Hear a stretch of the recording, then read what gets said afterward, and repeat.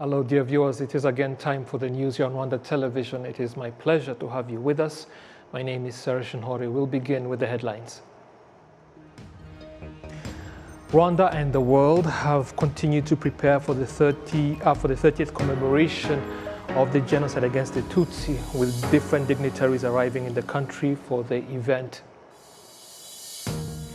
Prime Minister Dr. Edouard Ngirente has met with the United Nations resident coordinator for Rwanda.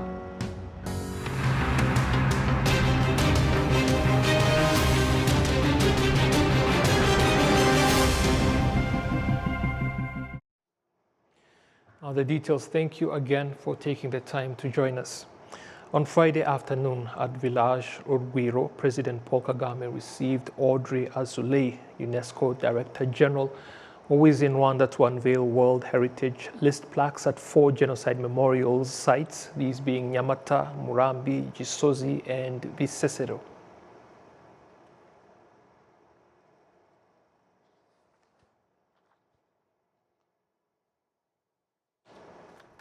Following the unveiling at Gisozi, the Director General noted on the significance of this milestone. UNESCO is working alongside Rwanda to ensure that the history of the genocide is taught better and more widely, and not only in Rwanda. We are training teachers and educators so that they are better equipped, because it's not an easy task.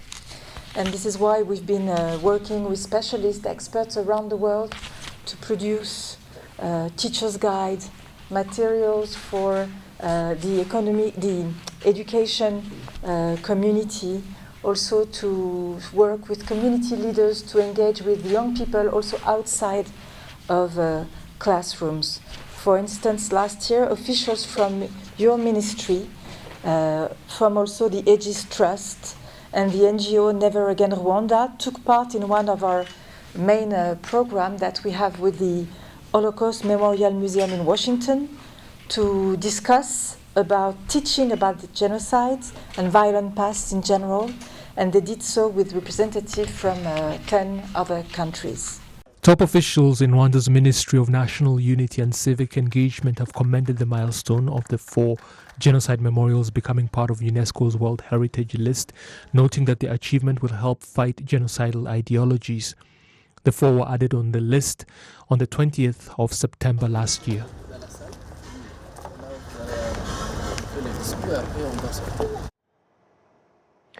The President of the Czech Republic, General Petr Pavel, has arrived in Rwanda for the 30th commemoration of the 1994 genocide that was perpetrated against the Tutsi in the country. The 2 countries have maintained strong bilateral relations. Another dignitary who has arrived in the country is the President of Madagascar, His Excellency Andry Rajoelina, and the First Lady of that island nation. The dignitaries were received at the Kigali International Airport by Rwanda's Minister of Foreign Affairs and International Cooperation, Dr. Vincent Biruta.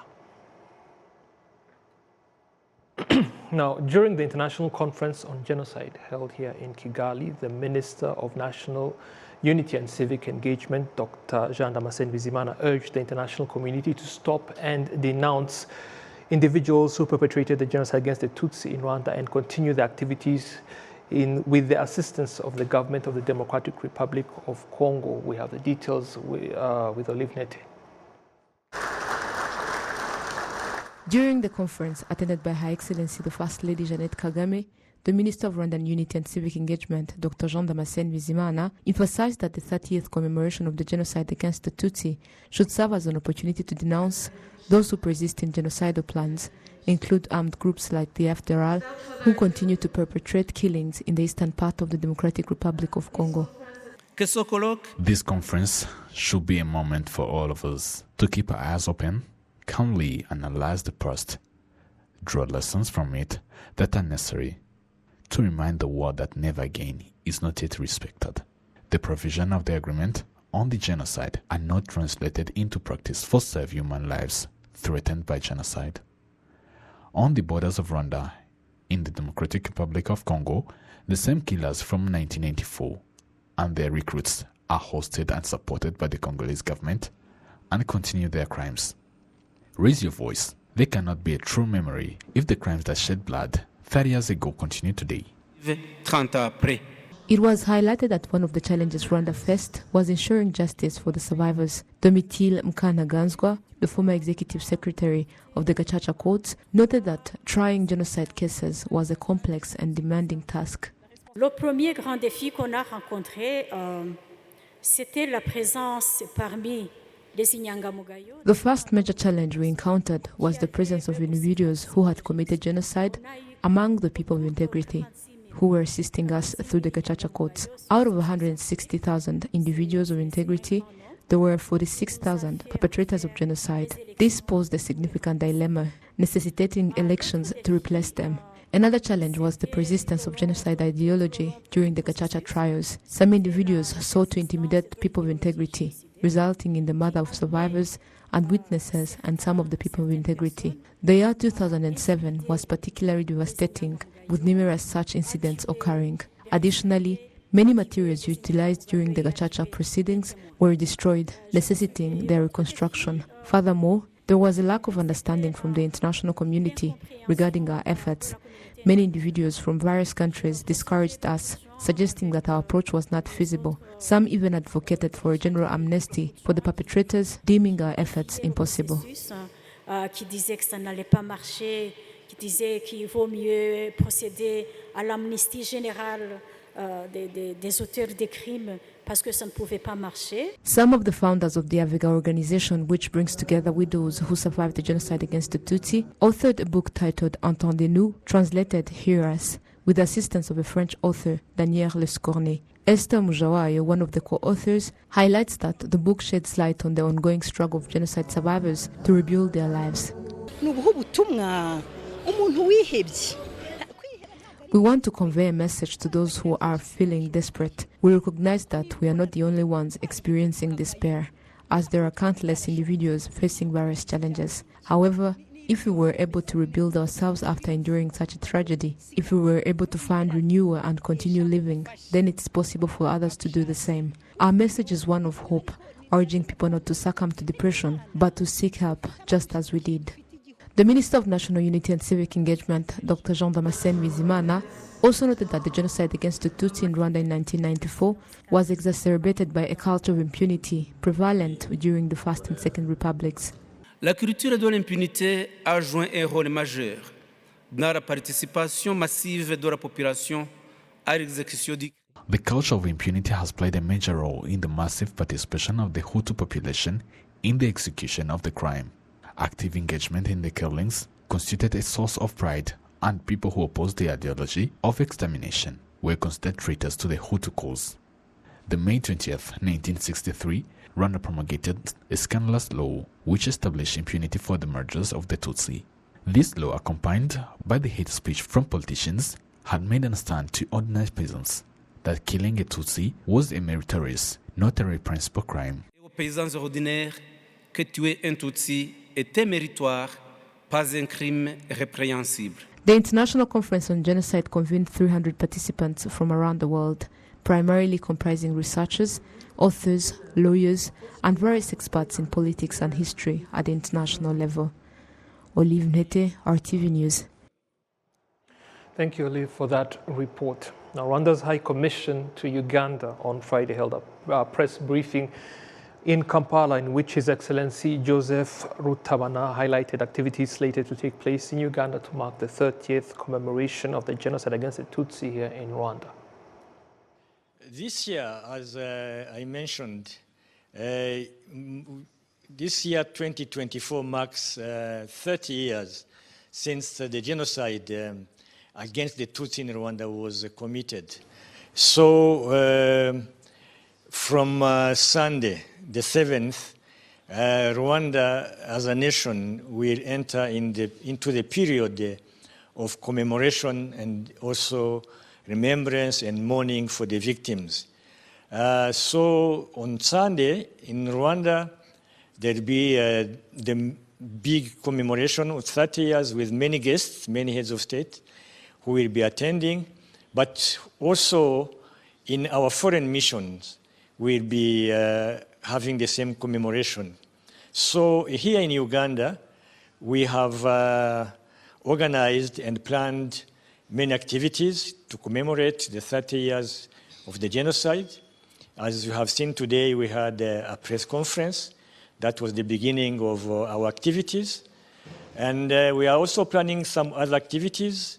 On the 17th of this month, we'll be having a public lecture at Makerere University. It will be done in collaboration, in partnership with Makerere University. It will be a public lecture with a keynote speaker, a moderator, and a panel of discussants. And after that, on the 20th of April, this March, we'll have our main event, which will have at Golo in PG district, where there is one of the memorial sites where, you remember when the genocide was being carried out, some victims were thrown into rivers by the perpetrators.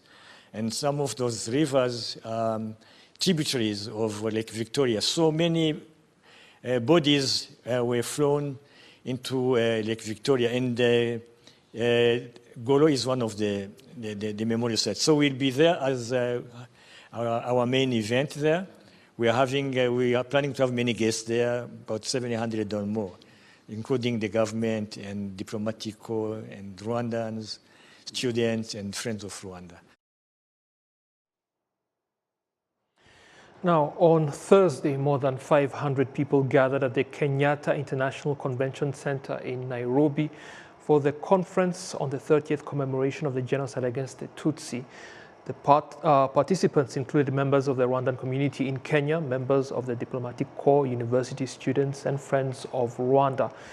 The conference provided an opportunity to discuss the root causes of the 1994 genocide against the Tutsi, examine the systematic failures that followed, that allowed such unimaginable atrocities to take hold, and reaffirmed commitment to preventing future atrocities. Part of the conference was a panel discussion that extensively discussed the causes of the genocide against the Tutsi, its implementation and effects, bringing to book genocide perpetrators and Rwanda's 30-year journey of unity, reconciliation, and prosperity.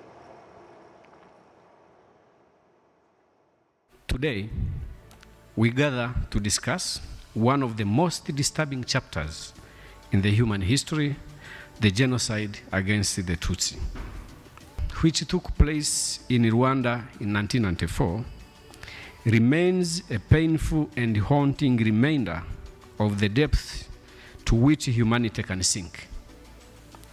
Over a span of 100 days, approximately 1 million innocent people were senselessly slaughtered simply because of their ethnic identity.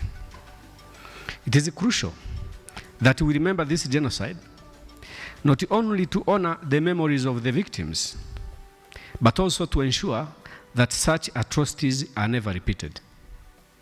By understanding the causes that led to this genocide, we can work towards preventing similar horrors from occurring elsewhere in the world.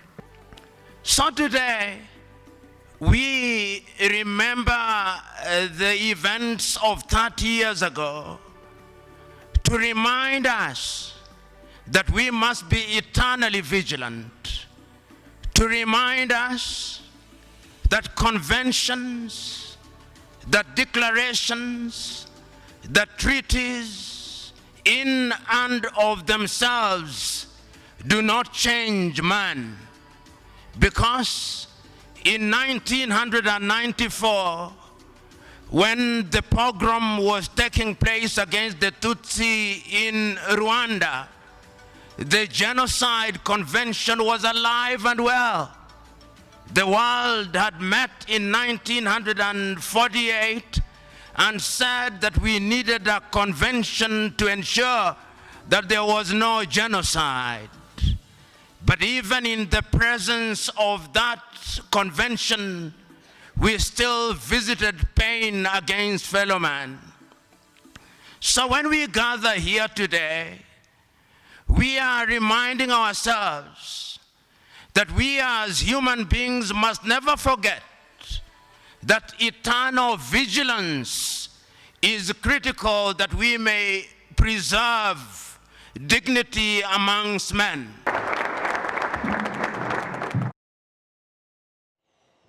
Now, young people have been encouraged to fight genocide ideology using social media as a tool to fight division and promote unity among Rwandans. We have the details with Cedric Irakoze.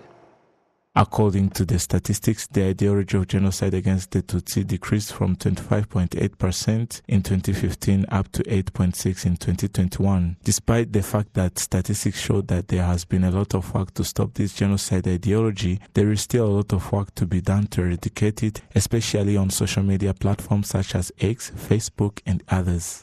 We can actually first of all be informed about the whole history of our country, because we cannot really take a step to just say that we're just going to fight this when we haven't really been equipped with full information on what really happened. So once we are informed, we have the ability or the chance to come and use the social media in a proper way, and we explain the way we can really fight the ideologies. If you see someone trying to tweet, maybe any tweet that is about genocide ideology, you could come up maybe in the comment section, or you retweet saying that maybe this is not true, or you could even have your tweet saying that these people, these and these, are trying to maybe bring about genocide ideology, and also sensitizing other youth to get involved in the campaign. In an interview with Associated Press, President of Republic of Rwanda, Paul Kagame, reminded young people born after genocide that they should learn from Rwanda's history and feel that they are answers of the country.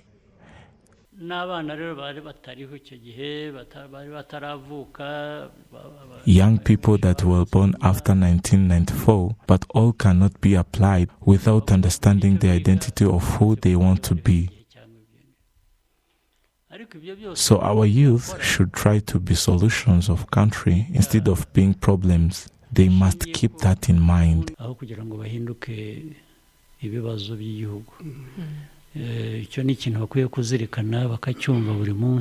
Nowadays, when you post a message, wherever you are, it's able to reach to millions. So before you post, always ask yourself, this message I'm posting, will it impact my audience in a positive way or in a negative way? Sometimes maybe we follow our politics in our countries, and if we use the message in a negative way, it is likely to affect the citizens in a bad way, because they trust those people who are abroad. Don't think because you are in Canada or in US you start spreading wrong ideologies or wrong messages that it will not affect your country. If your country ban, also you will be affected wherever you are. So we must use social media in a positive and in a responsible manner, because at the end of the day, we need to be patriotic of our nations. 75% of Rwandans are under the age of 35 years, and most of those who liberate the country were also youth when they did. Cedric Irakoze, RwandaTV News. Thank you, Cedric. Now, the Speaker of the House of Commons of Canada has emphasized Rwanda's journey of resilience and reconstruction after the genocide against the Tutsi, and says it serves as a valuable lesson for nations worldwide. Adam Squeezera with the details. At the beginning, Greg Fergus, the Speaker of the House of Commons of Canada, was received by his Rwandan counterpart, the Speaker of the Chamber of Deputies, Donatien Mukabalisa, for a 1.5-hour discussion. The two delegations discussed the plan to cooperation between the legislative assemblies of the both countries and collectively explored avenues to enhance their effectiveness. The Speaker of the Chamber of Deputies, Donatien Mukabalisa, expressed that Greg Fergus and his delegation were impressed with Rwanda's efforts to foster a political platform that encourages open dialogue and engagement. We showed them the operation of the political parties and their roles in the country's development. We also showed them the functioning of our parliament in controlling the public interest instead of focusing on personal interest. Greg Fergus, currently visiting Rwanda, is set to attend the 30th commemoration of the genocide against Tutsi, scheduled this Sunday, April 7th. The Speaker of the House of Commons of Canada emphasized that there is a crucial lesson that the world should have learned from the progress made over the last 30 years. The genocide against the Tutsis of Rwanda. It's a story, and it is a situation and experience that goes far beyond the borders of Rwanda. It's one which every country should learn from. And being the Speaker of a parliament in a liberal democracy, I think the fundamental message which we are learning from Rwanda and why we are here is the importance of being able to talk, to be able to seek consensus, to be able to not seek extremism, not to seek polarizing points of view. And there is so much about your institutions which lend themselves to this. And we celebrate how Rwanda over 30 years has transformed itself. In addition to the regular cooperation between the legislative assemblies of the both countries, the Canadian House of Commons has established a particular partnership with the Office of Auditor General of State Finance. Alex Kamuhire, the Auditor General, highlights that through the collaboration with the Government of Canada, employees in this institution has received training on the international practices related to auditing public finances. He affirms that this initiative has already yielded tangible results. So they have been training our people. Right now we are counting 7 people who graduated from Canada. Now we are having other 2 people who are there for the training 4 months. And after finishing the training, they will be sending other 2 people in May. So it is a good partnership we have with them, and we have seen a tangible result from that partnership where they are training people, especially in performance audit and compliance audit. And that helped us to produce a number of performance audit in different sectors, all sectors actually. So it's a good partnership we have with Canadian people. Greg Fergus, the Speaker of the House of Commons of Canada, and his delegation also paid a visit to the Museum of Campaign Against Genocide in Rwanda. Adam Squizera, RTV News. Thank you, Adams. Now, as we noted in the headlines, on Friday, Prime Minister Dr. Edouard Ngirente met with the United Nations resident coordinator for Rwanda. They discussed areas of partnership between Rwanda and UN agencies. Developing the National Strategy for Transformation, the second edition of that. Rwanda has aspirations for middle income status for 2035, upper middle income for 2050. So Rwanda has expectations of all its partners to line up behind its development aspiration, to brainstorm together, to work together, to raise the financing together, but to cooperate in framing this new strategic agenda for Rwanda. So I came to, first of all, to assure the solidarity and support of the United Nations system to Rwanda's development aspirations, but also solidarity at a moment like this of national reflection, 30 years of the genocide against the Tutsi, that we are united in this journey for transformation, in the reconciliation that is taking place in Rwanda, but also in the future that Rwanda is building for all of its citizens. And then number 3, of course, is that as a United Nations system, we have experiences, suggestions, ideas about how we want to transform our own internal processes, our own support mechanisms to align with national aspirations. And then, of course, if Prime Minister asks me certain questions about, our suggestions and ideas for, on what we could be doing better together as a United Nations system, as a development partner community and the government, we reflected on all of those as well. Now, moving on to other matters, people with skin disabilities or skin disorders in Rwanda are requesting the government to set up mechanisms and put its efforts into assessing skin cancer for people with such disorders that are severe, because 1% of such people die of skin cancer. The cancer attacks most especially people with albinism. Rwanda, the Rheumatologist Association, has this right and ability to do this activity, but there is no mechanism of a Minister of Health. Districts hospital and health centers are not able to detect this cancer at early stage. So we request the Minister of Health to include this in a strategic plan so that they should get a right and effective mechanism through campaign, awareness raising, to detect this skin cancer at the early stage. Every year, one person with albinism die because of this skin cancer. In fact, person with albinism, almost of them have risk to have skin cancer. And by now, there is no ways or strategies for skin cancer screening. Most of persons with albinism who have this skin cancer have a risk to die. So by today, we are requesting the government through Ministry of Health to include skin cancer screening in Rwanda Health Strategic Plan.